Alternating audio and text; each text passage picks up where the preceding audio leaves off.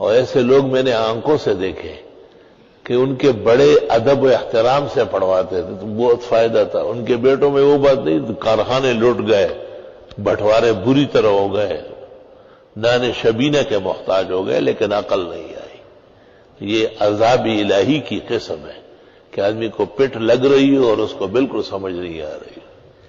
اللہ تعالیٰ جب رضامند ہو جائے اور اللہ چاہے کہ فائدہ پورا پہنچے, اس کا دل بندگی سے, اس کا دماغ تواضع سے, اس کے اعضاء اللہ کی اطاعت میں, ساتھیوں کے خوشگواری میں مصروف ہو جائے. اللہ اکبر و کبیرہ. ابھی بھی جب سانس کا یہ دورہ شدید تھا تو میں نے سورہ تغابن بکثرت پڑھی. بچپن کا وظیفہ ہن تلادی. ابن مسعود کہتے یہ تو میرے بچپن کے اعمال میں سے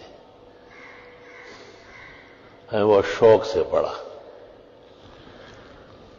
تو وہ رات کو بھی 41 مرتبہ پڑھا, صبح فجر میں آنے سے پہلے بھی پڑھتا رہا,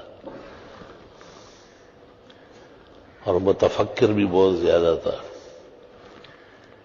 تو میں نے ایک خوبصورت جوان دیکھا, بہت حسین جمیل اور تمام اعضاء سے پر, حسن سے پر.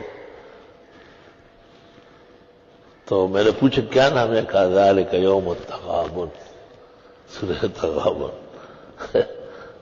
اللہ اکبر. کہا آج آپ کو صحیح طرح کھڑا کر دیتے ہیں.